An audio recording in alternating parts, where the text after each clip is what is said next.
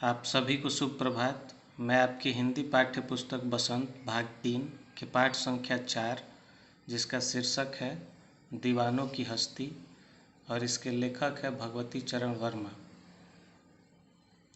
को लेकर आपके सामने प्रस्तुत हुआ हूँ। तो आइए इस कविता के हिंदी भावार्थ की शुरुआत करते हैं। हम दीवानों की क्या हस्ती है, आज यहाँ कल वहाँ चले। यहाँ दीवाना शब्द, जो दीवानों शब्द का इस्तेमाल हुआ है, वह देश के उन वीर जवानों के लिए हुआ है जो देश को आज़ाद कराना चाहते थे, देश के लिए बलिदान करने के लिए तैयार थे, देश की स्वतंत्रता के दीवाने थे। कवि कह रहा है कि हम दीवानों की क्या हस्ती है, आज यहाँ कल वहाँ चले। देश की महानता के सामने हम देश की आज़ादी के दीवानों की क्या हस्ती है। हम आज यहाँ हैं तो कल कहीं और चले जाएंगे, ये पता भी नहीं कि हर दिन कहाँ गुजारना है। मस्ती का आलम साथ चला, हम धूल उड़ाते जहाँ चले। पर हम जिस ओर भी अपने कदम बढ़ा देते हैं, हमारे हौसले और हमारी मस्ती हमारे साथ साथ चलते हैं। आए बनकर उल्लास अभी, आंसू बनकर बह चले अभी। कवि कह रहा है कि हम जब भी जिस गांव में भी जाते हैं, वहाँ हमारे पहुँचने के बाद लोगों की आंखों में जीवन में एक उल्लास भर जाता है, एक उम्मीद जग जाती है। और जैसे ही हम वहाँ से जाने लगते हैं, उनके आंखों में आंसू आ जाते हैं कि अरे इतनी जल्दी कहाँ जाने लगे। वो इसलिए कवि ने अपने आने को उल्लास और जाने को आंसू बनकर बह जाना कहा है। सब कहते ही रह गए, अरे तुम कैसे आए, कहाँ चले।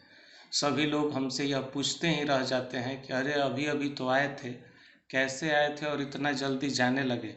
उस समय चूँकि क्रांतिकारी अंग्रेज़ों के खिलाफ लड़ते थे, इसलिए वो किसी एक जगह पर लगातार नहीं रहते थे, जगह और ठिकाना बदलते रहते थे, क्योंकि गिरफ्तारी होने का डर हमेशा बना रहता था।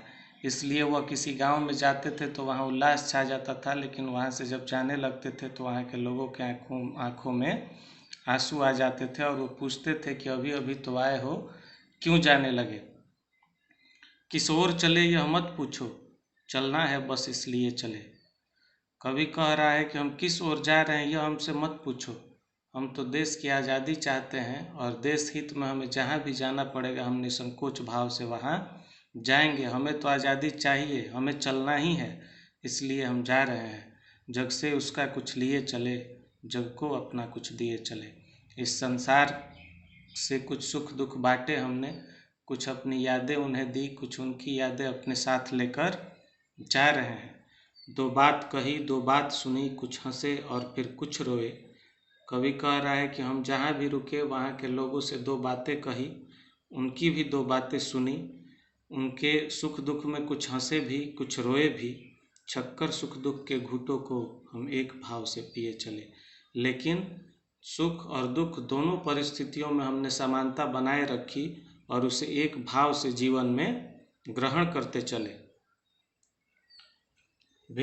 हम भिखमंगों की दुनिया में स्वच्छंद लुटाकर प्यार चले। कवि इस संसार को भिखमंगा कह के संबोधित कर रहा है, क्योंकि इस संसार की ये प्रवृत्ति है कि इंसान स्वार्थी होता है और वो हमेशा दूसरों से कुछ लेना चाहता है, देना नहीं चाहता। इसलिए कवि कह रहा है कि हम भिखमंगों की इस दुनिया में स्वच्छंद लुटाकर प्यार चले, जहाँ सभी लोग स्वार्थी हैं, दूसरों से कुछ पाने की उम्मीद रखते हैं। ऐसी दुनिया में हमने एक समान भाव से सभी से प्रेम किया और सच्चे भाव से प्रेम को लुटाते हुए चले। हम एक निशानी सी उर पर ले असफलता का भार चले। उर का अर्थ हृदय होता है, छाती। हम एक निशानी सी उर पर ले असफलता का भार चले। कवि कह रहा है कि परंतु हम अपने सीने में एक असफलता का भार लेकर जा रहे हैं, और वह यह है कि अपने तरफ से सारे प्रयत्न करने के बावजूद भी हम अपने देश को आज़ादी नहीं दिला पाए। अब अपना और पराया क्या, आबाद रहे रुकने वाले।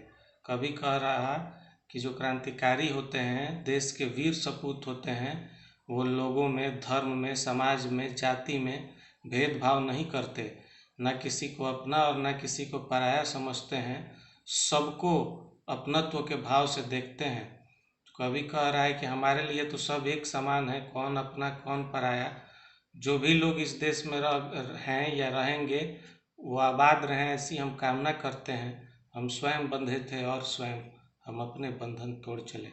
हमने अपनी स्वेच्छा से देश की स्वतंत्रता की लड़ाई को चुना है और हम अपनी स्वेच्छा से ही अपनी ज़िंदगी का त्याग भी कर देंगे। उम्मीद है आप लोगों को पाठ पूरी तरह से समझ में आया होगा। अगले पाठ को लेकर हम अगले वीडियो में प्रस्तुत होंगे।